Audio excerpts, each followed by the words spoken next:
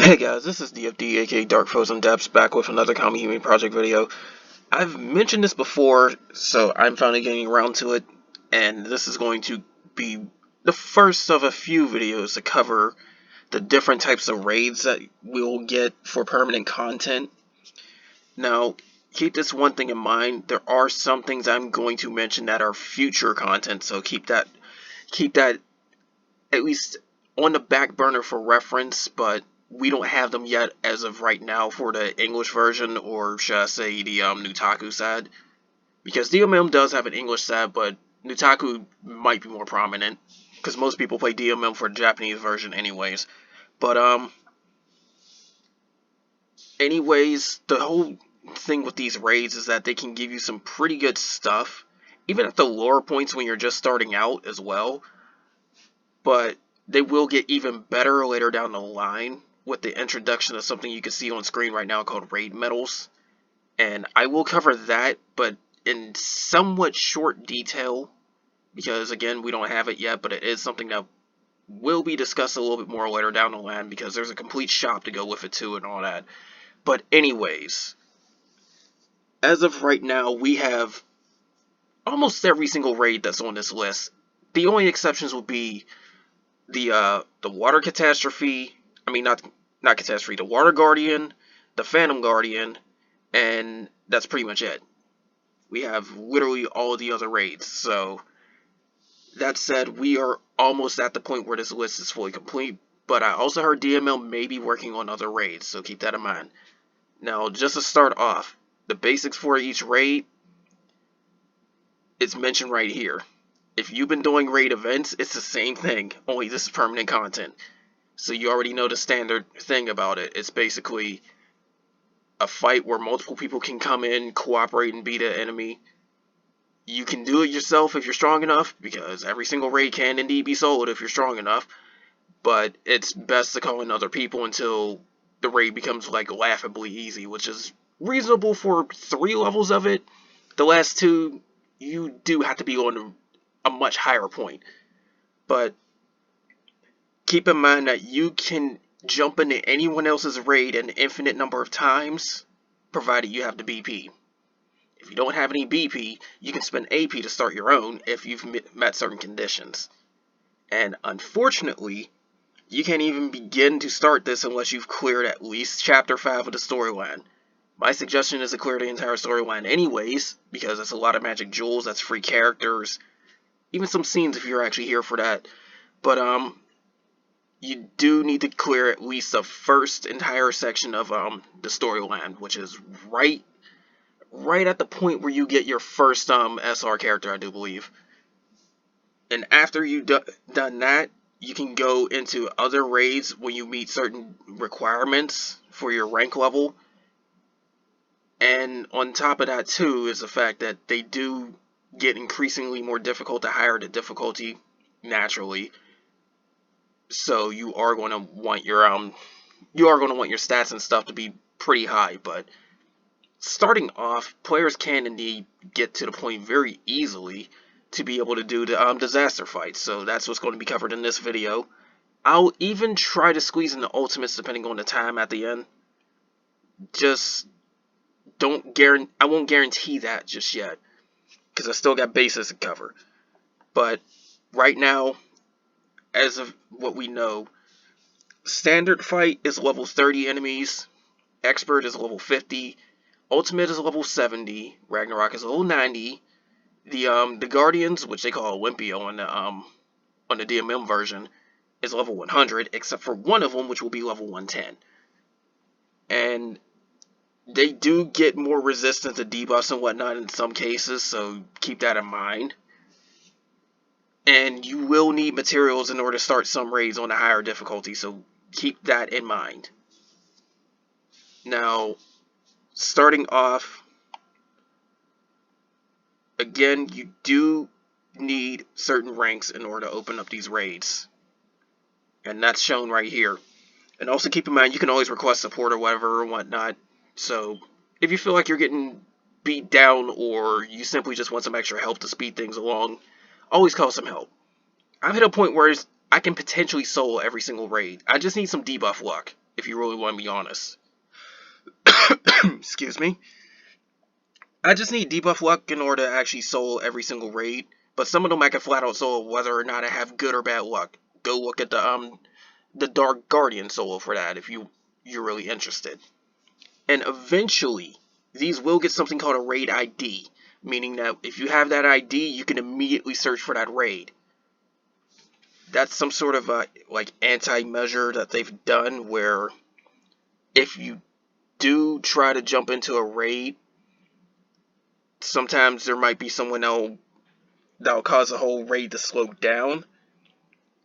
This isn't really something that I enjoy talking about, but it is an issue, so I do have to bring it to attention.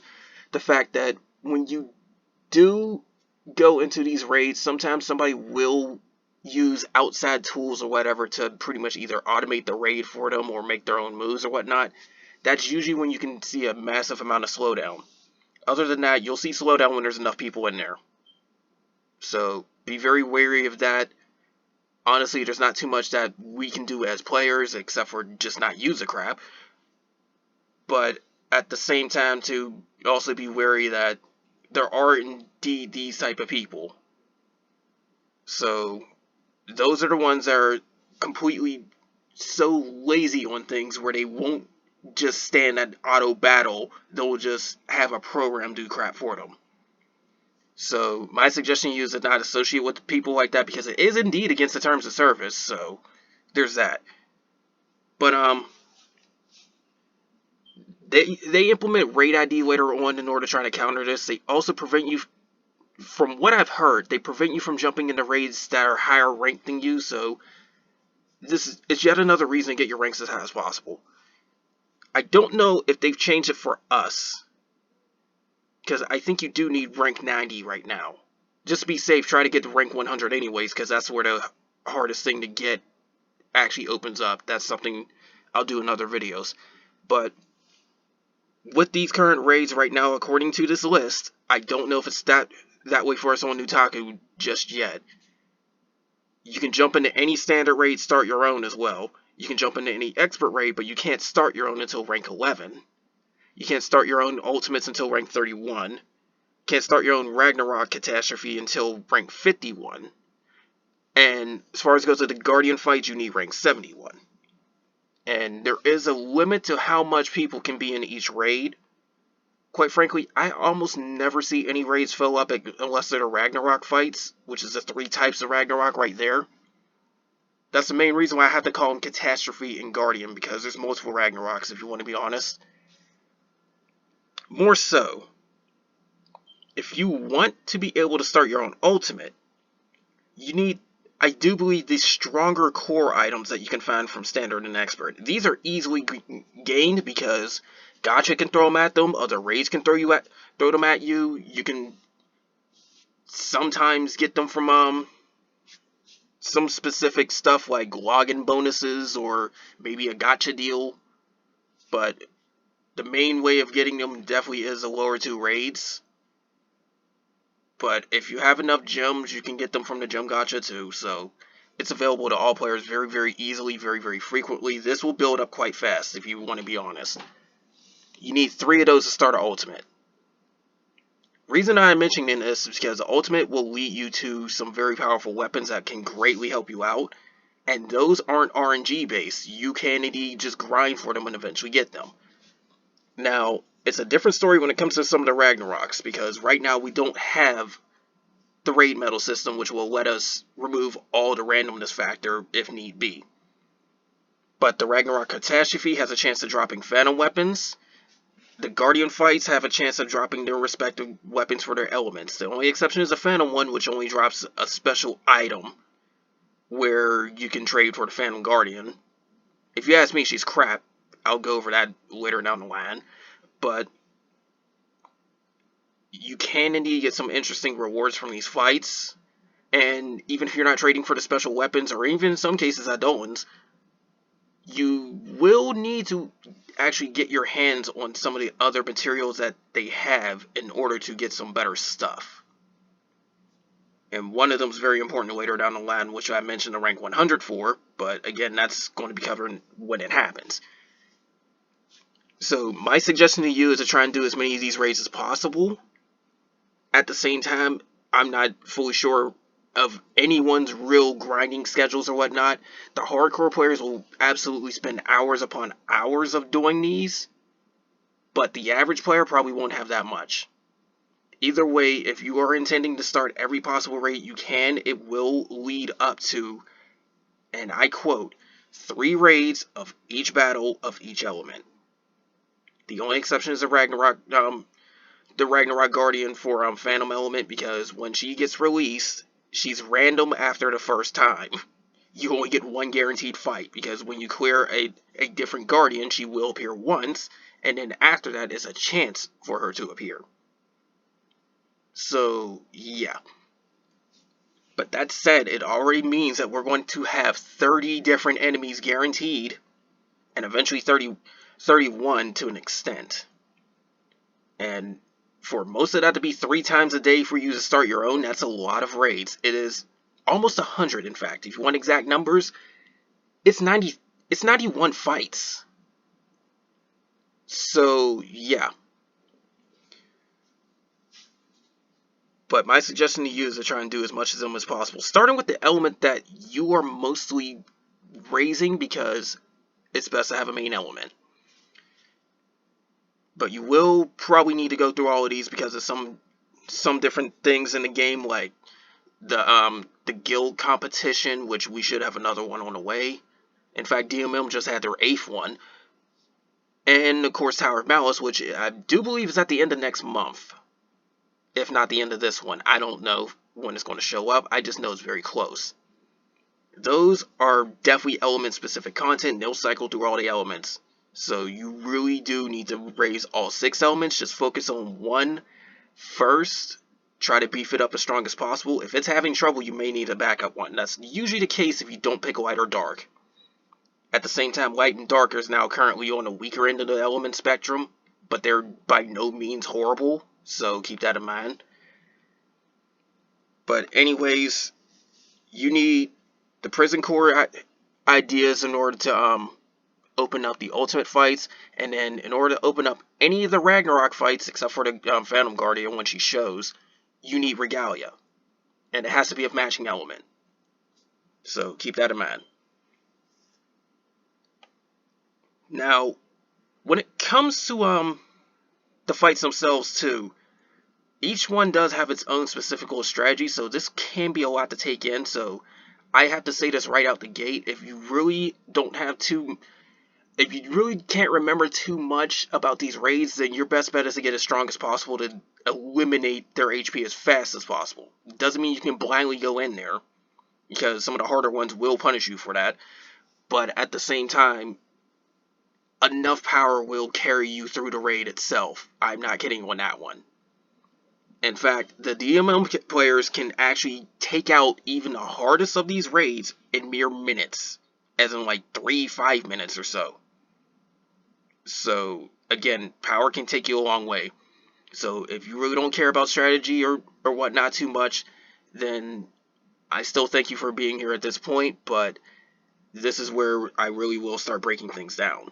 And unfortunately, I had a lot of stuff to cover too, which is why it took so long to get to this point. But thank you for watching so far. Everybody else is here for the strategy. You may want to stick around. So anyways, I'm not even going to cover what drops, because that's going to be a different thing for the most part. What I will say is this, for something that's just a quick little pick-me-up. I do believe that the weapons have a chance of dropping, like the SR weapons have a chance of dropping up to the ultimate fights. I don't think Ragnarok drops them, any of the Ragnaroks, because they have their own little weapons they drop. The drop chances on those is actually fairly common, so if you're trying to build up your team in order to get to stronger content, this is one of the ways to do it. Just get some SR assaults, build them up, and when you get some SSR, just replace them. Or maybe you might need them for a phantom weapon if you get lucky. Second thing I gotta mention, if you're grinding drops, you need to be able to do at least one normal attack to be safe. So you hit the attack button the minute you get in there if you're just trying to get a quick little hit, and then goes to somewhere else. Because you can indeed hop into multiple raids, even if you started one. The problem lies with trying to pretty much do other content, because I do believe starting a raid will block you from doing something like, say, an advent event. But I do know you can indeed jump into multiple raids.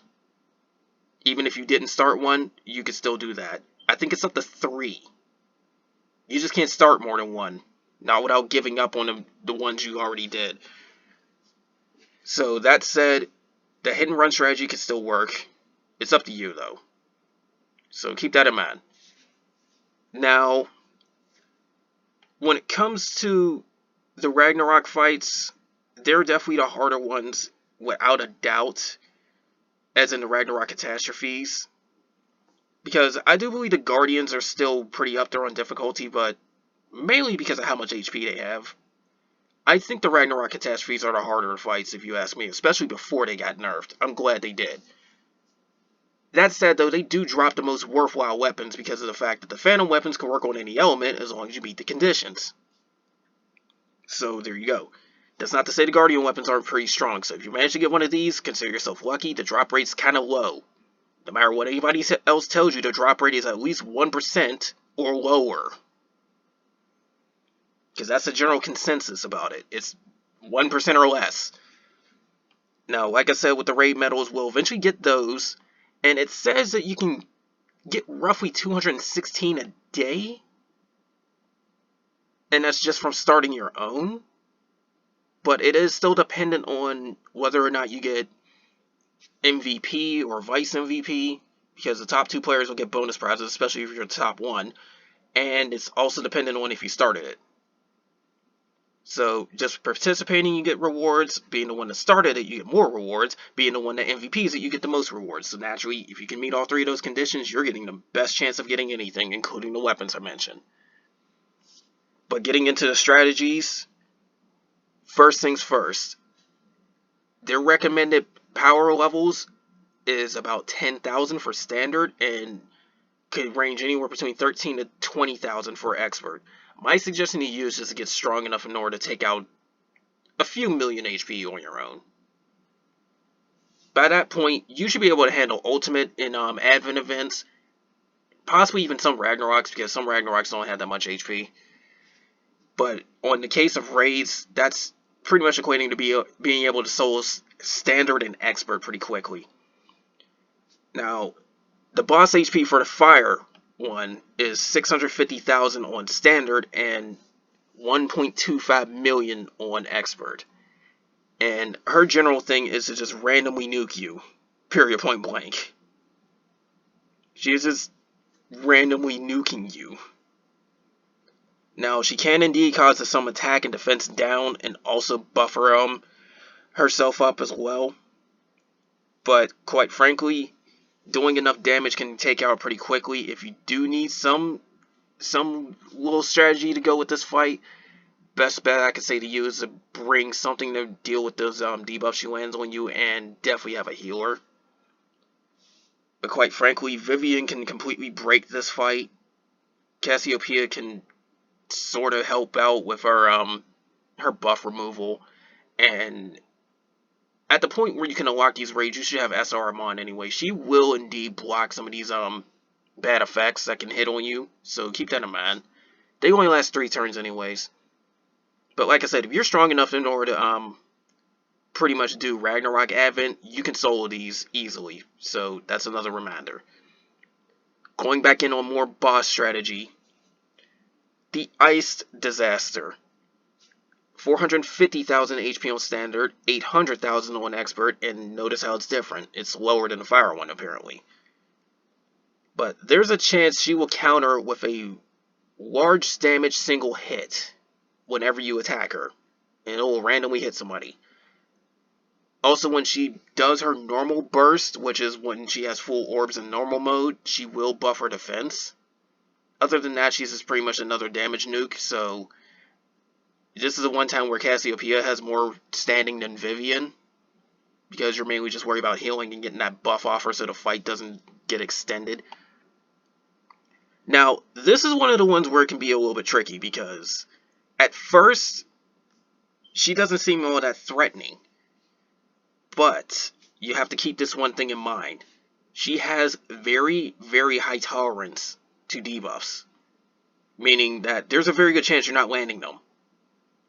So with this wind disaster, and it even translates into her later fights too. She has very high resistance to debuffs, so that means you will miss a lot of the time.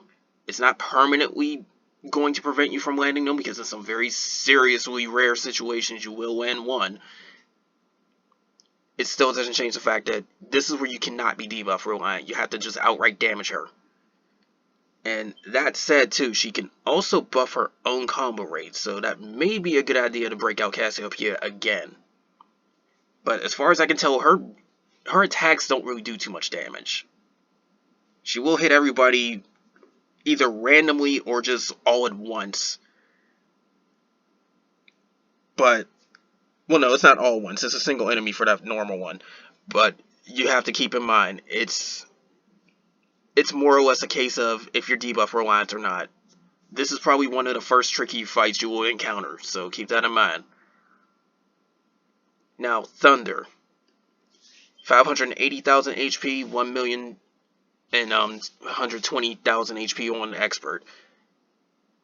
Thunder is one of the ones where you will have to pay attention a little bit, because this is more healing is good, but you definitely need some defense. So you will have to be able to bring up some damage reduction whenever she tries to do either of her bursts, because she's already hitting people randomly. There's two chances where she'll just randomly hit 4 people or just hit everybody. There's just times where she'll just say, screw it, I'm doing a special move. So, that said, you do want to reduce the damage you take as much as possible. And if you ask me, wind characters have a very good access to debuffing as well, because this is the one time where they really shine, and wind R characters have debuffs. A lot of attack debuffs. There is a wind R healer that comes with a rare C frame attack down, which is Zephyrus, and Caspiel can do a stackable one. They are both from the gem gacha.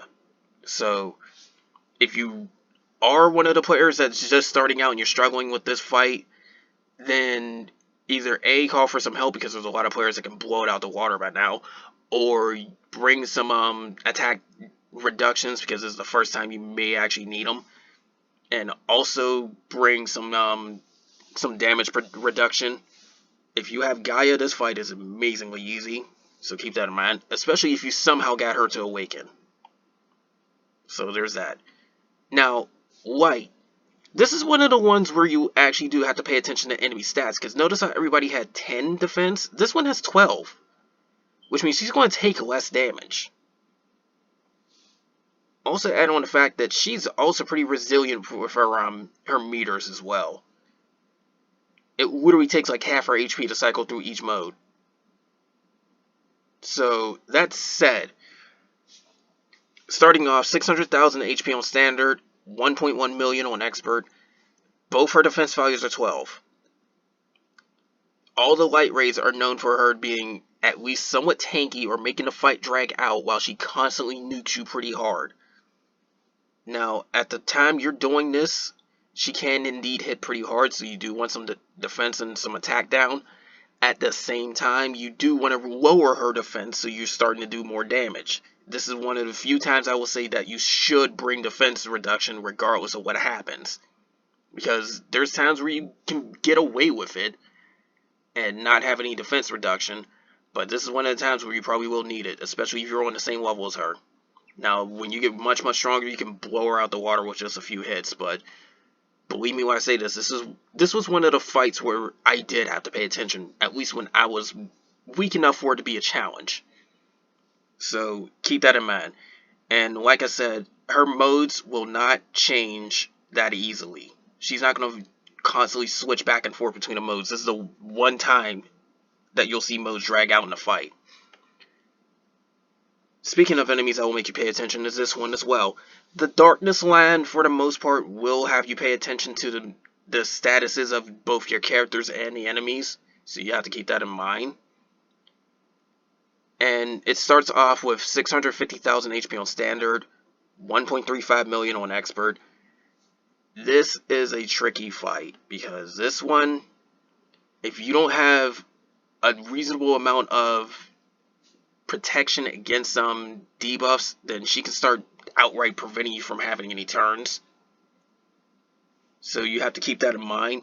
It also will manipulate your chances of doing bursts and abilities. It can also lower your accuracy. She can really cripple you if you really don't pay attention. A lot of her debuffs only last 2 or 3 turns, but there are points where they can stack up all with each other. That said, this is where anything that removes debuffs off of you are very, very potent. Because all these abnormal effects can really do something interesting that makes you pay attention. One is called Corruption, which on our version I think it's called Putrefy. It's reducing your health every single turn. There's Blind, which they call Darkness. That's really going to lower your chances of landing normal hits. And if you miss a normal hit, your burst gauge doesn't go up. So, say you did a triple attack and you missed 2 hits. Well, you're only getting 10 burst gauge instead of 30.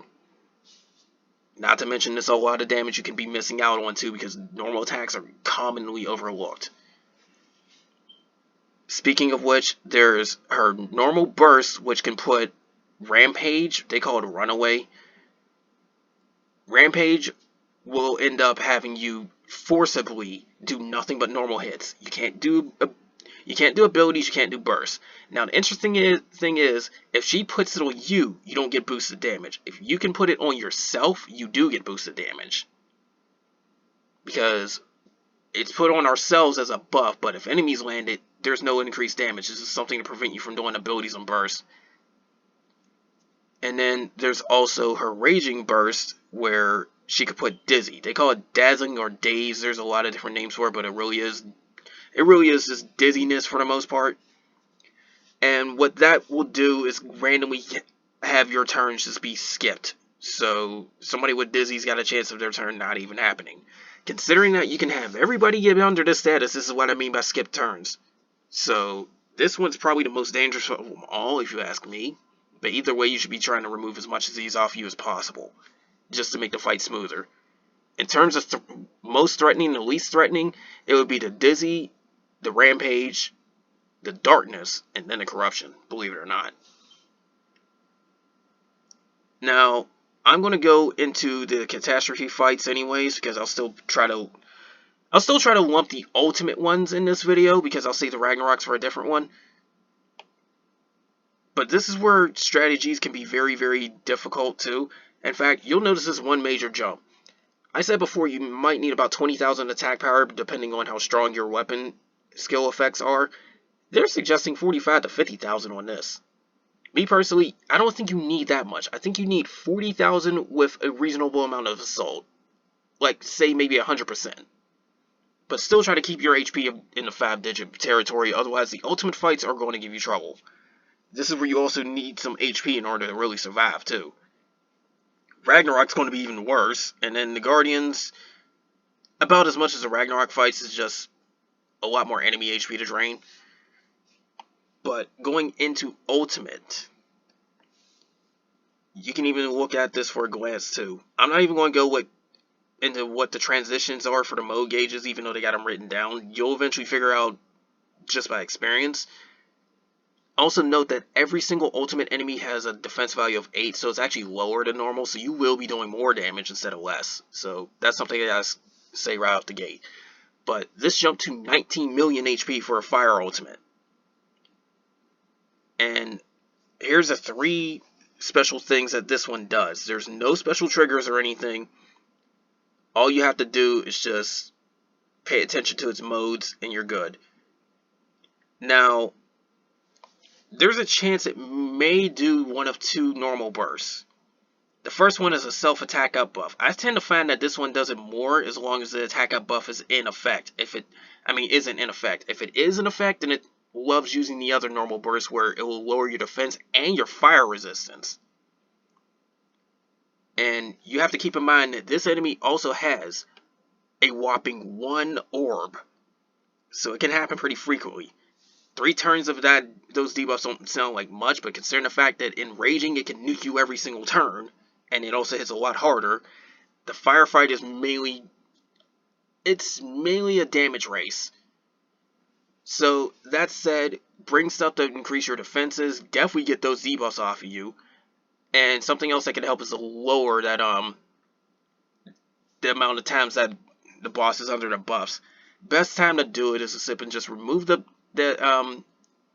buff it puts on itself when it goes into raging, but make sure those defense and fire resistance debuffs are off you too by the time raging hits. Because believe it or not, those hurt. Even at my level, those still hurt. Assuming that you're not putting any sort of attack downs or defense ups or anything like that, if you're not trying to mitigate the damage, just the normal hits alone will sip and hit you for about close to 10,000 AoE.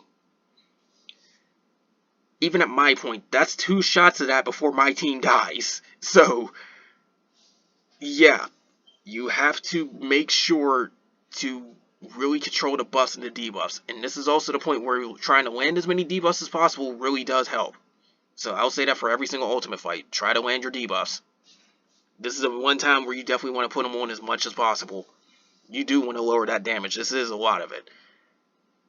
Now, going into the Ice Ultimate. 19,500,000 HP, and this was the first one that caused a trigger, or at least made us pay attention to them. What triggers are special conditions where they will happen as long as those conditions are met. It's not like the chance where something can randomly do something. It's guaranteed as long as it's in those conditions. Sometimes it just even has to meet the condition once and doesn't even have to stay in it. Like for instance, the first trigger.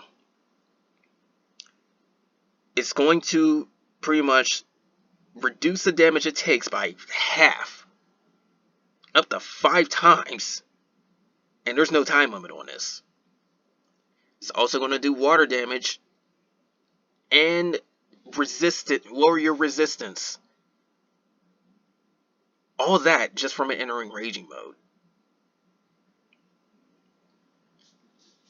And this is the one trigger that's pretty time consuming with this fight, because it will make your damage go down. It will also make you take more damage. And it's even worse coupled with this next one. This next move, if it gets another action in raging mode, it used to just have to even enter raging mode. Now it has to literally be in the mode. But this next one, it's going to hit you 3 random times. And these are really hard hits. This can outright kill somebody if you're not lucky. And then there's another trigger where if its HP hits 30% or less, it will try to nuke you 1 time randomly with some really large double hits. In other words, it's going to randomly hit 2 times and it will hurt whenever its HP drops below 30%. Considering that's got almost 20 million HP, that's when it gets to about 6 million. That's just the triggers. I haven't even gotten to the bursts yet. That's why I said you really have to pay attention to the strategies now, because this is the point where if you're strong enough, you can still solo, but you will get killed if you're not paying attention, even at my point. So, first off, normal burst. It's going to randomly hit 2 times and also upgrade its defense. It says plus 100%, so that means it's doubling its defense, aka half damage. Combined with that damage cut from its trigger, that could be a problem. Because it is taking little to no damage at that point. And then the raging burst, if it does manage to get it off, is going to be a very, very large amount of damage to one person, so keep that in mind. And as far as I know, anybody that comes into the raid will cause a lot of this stuff to trigger. And that seems to be the case with all of the ultimates. So whenever the conditions are met, anybody in the raid is going to cause it to happen multiple times. But my suggestion to you, as much as possible, keep those defense buffs off of her. and protect yourself strongly. That means making sure that water resistance is not on you, have some defense increases of your own, or even outright damage nullification, and keep your health high. You will get hit pretty hard. In fact, the best time to use your own burst is when she goes into raging. So that's something to remember. You want to reduce that raging meter as much as possible. She has to stay out of raging as much as possible. Otherwise, the fight's pretty standard. Now, going into the wind one. This is one of those ones where it's very, very resistant to debuffs. So, you can't be debuff reliant, but if you do manage to land one, consider yourself lucky. Now, its HP is 16 million, thankfully. And it has a very, very high combo rate as far as I can tell, so keep that in mind. Now then, there's some stuff that can make this fight a little bit tricky. For ultimate, she will do, during a burst, a drain buff to herself, which is, it says up to 10 times the damage you take. Going up to, so that means if it does 2,000 or more with the limitations, it's going to not increase any further from what it says. But if you do take less, then it's going to heal less. So keep that in mind. But it's up to 20,000. So if she manages to triple somebody, that's 60,000 HP that she gets back. By comparison, I'm barely doing a little bit more than that with normal attacks and no buffs or debuffs. So that said, she's going to heal almost all the damage I would do, because my team is doing anywhere between 70 to 80,000 on element, which means elemental advantage. And without the advantage is like maybe 5 to 10,000 less. So she will even recover most of what I do for one character's one hit. Keep in mind, one hit. So in my case, that's nullifying a hit, but for weaker players, that's a lot to really deal with. Especially since multiple people attacking, yeah, it's going to be multiple heals. If you go with the maximum amount of people that's in the raid, that's 60,000 times 15. Now you see it's adding up. Now in raging, there's two things that she can do. And I tend to notice that it favors the continuous attack probability one until it's on her. So what she'll do with raging, as far as I've noticed, she will randomly hit you 5 times and then put a combo buff on herself. And if that's in effect, she'll try to lower your attack power and put dizzy. Excuse me. So that said, this is more about trying to get the buffs off of her. You don't want to take more damage. Once you do that, just play with your own defenses and try to hit her pretty hard. Fire is a very good element anyways to do a lot of self-buffing and damage increases and whatnot. So that said, being the elemental advantage in this fight can take you a long way, especially if you've been raising a fire team. So that's something to know. You absolutely do not want a thunder team in this one until you're far, far stronger.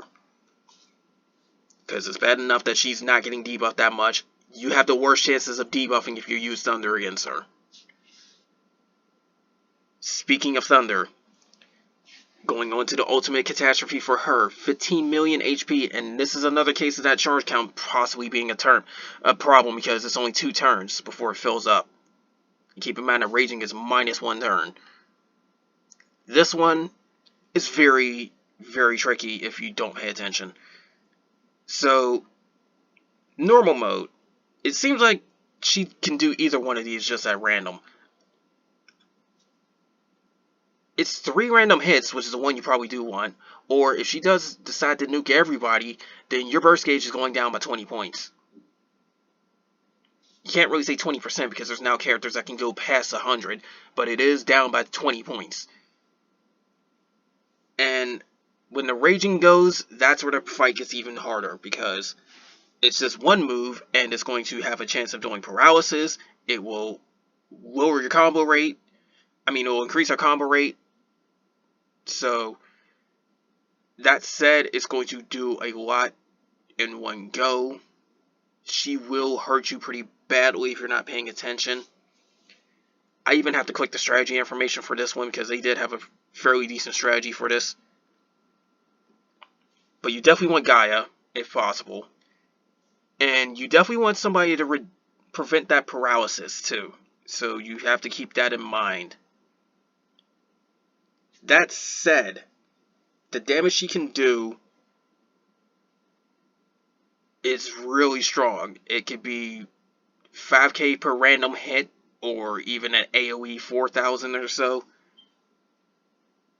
If you are having about 10 million HP, this can still get drained pretty quickly. My suggestion is to get more. You definitely want to lower her combo rate as well. And if somebody gets landed with paralysis, get that off them as fast as possible. They suggest possibly bringing in Behemoth as a sub add-on. Probably not a main unless you don't have any better, because she goes up to 50% in 3 elements, thankfully. You do want to try to burst when she's in raging. Unfortunately, it's harder to get her out of that raging meter. Because as it says right here, it takes 1 million damage to get her to raging, but 2.5 million to get her to stun. And only 500,000 to get her out of stun either. So you also may want Mordred in this fight in order to increase the charge turn count, or somebody that can do it on their own. Just to give you a little bit more breathing room, and definitely have a healer. Definitely have a healer. So you want healing, you want debuffing, you want to be able to remove that paralysis, you want to be able to lower her combo rate, and you want to be able to increase her charge turn count. That's a lot to remember. You also definitely want to save your burst for when she goes into raging, so you can speed that up or outright nullify it. That's a lot to remember, but believe me, it's definitely worth it. Now, this is the one that gave me a lot of trouble for at least when I was on par with her. And this is also the point where Light really starts to show just how devastating these raids can be. I'm not even kidding on that one. So, starting off, Light Ultimate, 23 million HP. And this is much higher than the others, so keep that in mind. It used to be more. But thankfully, they did do some changes, so that really greatly helped. I can even go off of this by pure experience, so I'll just go over this and then give you my experiences on grinding it, because I'm a light main. I have to keep doing this raid so often because I still need the stuff to open the harder light raids. But anyways, when her HP is cut in half, everybody that comes into the raid will cause her to sip and recover her health, and on top of that, she'll also boost her attack, her defense, and her light attack. So she's getting 2 forms of attack boosting and a bit of a defense boost. You can wait this out if you want to. It's only a 2-minute wait. But if multiple people are jumping in the raid, good luck getting this off. This is probably the one time I'll sit up and say that if there's a lot of people in the raid, don't worry about taking these buffs off her unless you're about to get really nuked. I will cover the trigger after I talk about the burst. The damage trigger. The burst itself, it's going to be an AoE hit in normal. Nothing too special. It usually removes some of your own buffs, but they changed that. The raging one's the one that's going to be very dangerous, because this, you do not know how much damage this is going to do to you. Seriously. Unless they changed it, I'm not fully sure, because I'm at a point where I can pretty much wipe this fight out pretty quickly without even getting hit by the thing. But when it comes to the raging meter, the raging burst, and it's also tied into her trigger, it will hit somebody for a very large amount of damage. Before I was frequently getting hit with this thing, I remember it doing an upwards of 15 to 18,000 damage. And this is just going off of the buffs that she has. Now, if you can get some attack downs on her and whatnot, it can do less. But believe me when I say this, you are not surviving this outright unless you bring a lot of protection. You need some defense, you need some debuffs for attack power, you need some damage cut, you need high HP. You're going to get nuked so hard with this. Make it even worse, her trigger, that's the problem. And her trigger, she will hit you when her HP is, and it says first in raging mode, but really it's It's if her HP is half and when it hits 30%. Before, it used to also happen when she hit 20% and 10% HP. But this hits you pretty hard. So, outright damage nullification is the way to go if you can get it to focus on one character. And if not, bring some damage cut. Definitely. You do want attack downs, you do want defense downs, you do want some damage cut. You want to be able to nuke the ever-loving crap out of her.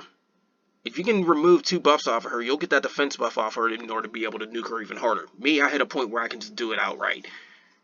But, this is a dangerous fight. This is a very dangerous fight. You can see your HP drop. Just out of curiosity, I'm hitting this strategy information. I'm not sure if it's going to, if they change how much damage the nuke does. I'm trying to look at it. Yeah, it's still like 18,000 to 20,000, so yeah. And that's even if you got the 50% attack downs and all that. As long as she's got those buffs on herself, so you will get hit very hard. And then her orb count's only a whopping 2. If you don't increase it, you're going to get hit every other turn with this thing. So definitely lower her attack power. Top priority. If you can fit it in there, increase her charge turn count. Now, when it comes to the darkness ultimate, I haven't done it for a while, unfortunately, so I have to really look into this one. But I do remember them changing it, so it's tougher for newer players, but easier for long time ones. I don't know. I've heard some weird stuff about it, but that's why I'm going into these videos. Start off, ultimate, 23 million HP. And I will say this before I even get into the whole thing. She hits you with so many debuffs. Honestly, being able to remove them all is near impossible. This is the one time where you want some resistance increase towards it instead of outright removing it. If you can get outright removal with that, so be it. But you definitely want the resistance. Vicissitudes of Fortune is going to be your best friend. So Mordred or having that skill from her is going to be very helpful. Now, interestingly enough, she does not change her burst regardless of the mode. So she's literally just got that one where she hits everybody, lowers your combo rate, and then puts attack down to herself. Now, the attack down is a special mechanic for her because if she's got attack down on herself, then she has other triggers that happen.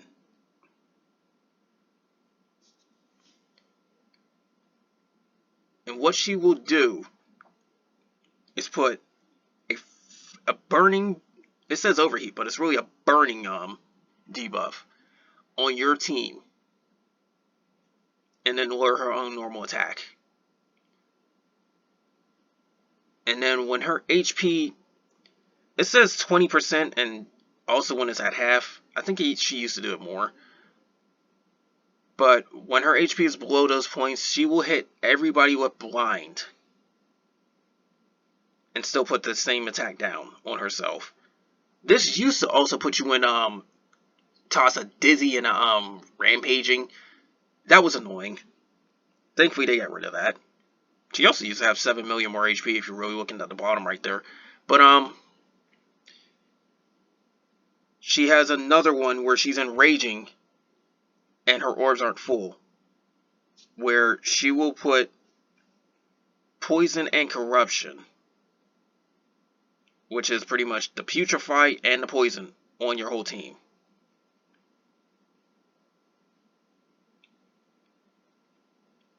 And then there's also another one where it's poison and rot. Actually, rot might be the putrefy. Corruption might be the drowning. But either way, 2 more damaging debuffs on you if she's regenerating. And here's where this attack down happens. If she's got the attack down on herself, the C-frame attack down, doesn't matter if you put it on her too, for that matter. If she's got that C-frame attack down, and she doesn't have a regen, she will put a regen on herself, which will make the poison and putrefy the poison and rot, whatever they say, happen. So adding all that up, she can do a lot of damage over time. And even though it's 3 turns, it's going to happen quite often. So that said, she is pretty much a slow and painful death. That's the best way to put it. Meanwhile, the light one tries to put you out of your misery very, very quickly, as you can see up there. But this one, resistance towards debuffs is very high paramount. If you are going to try to remove any, definitely try to get the blind off you. I will say that right out the gate. Also, if she has attack down on herself, then there's not much you can do about it unless you try to either A, wait it out, or B, just barrel through it anyways. Interestingly enough, if you can get her to stun, and she doesn't have the attack down, then she won't put the regeneration on herself. Because the regeneration can happen regardless of mode. So if you can get her to stun and not have the attack down, then she won't do anything but normal hits. It's a nice little exploit. Otherwise, she will try to put the regeneration on herself and then still try to hit you with damage over time. But that's mainly her way of killing you. Damage over time. AoE damage over time. So you have to keep that in mind. And she can still nuke you too on her own points, but she's cutting her attack power out almost half. Possibly more about what they're saying in this capture information. And given that fact that she has a lot of orbs too, increasing her orb count just abuses it further. It gives you much more of a break. The main thing is having control over the stuff she puts on you, so that's one thing to know about. But anyways, that's all for that. This video went a lot longer than I expected, but quite frankly, I'd rather knock all this stuff out the way because these are the ones that you're more likely to grind because of the fact that you still need these materials to open up the other crap. So, that said, the ultimate part definitely is the part where it's going to be the most grindy. And for those, I should have mentioned this at the beginning of the video, but for those of you that want to come back to this video, I do have timestamps, so I will have those down there. Just check the comments. I will have it in the pinned comment, basically. And I will be doing the next video and having that up pretty soon as well. So keep that in mind. But for right now, this is good enough for a lot of players because the older ones are already blasting through this. The newer ones need to know this so they can actually have a better time at doing these raids to catch up. Because, like I said, Ultimate is where you can start getting some really good stuff. That's where you get the weapons for your souls and all that too. Now, that, I do believe I've covered in a different video. If I didn't, I probably will eventually because that's going to become very important later down the line too. More than you think. Because there's 4th tier souls that happen on DMM, and they're very, very strong if you can use them correctly. Some are just completely game breaking. So that said, I will have to cover soul weapons eventually when I do those tier 4 soul videos. But anyways, that's all for this. More of this is definitely going to come soon, and take care.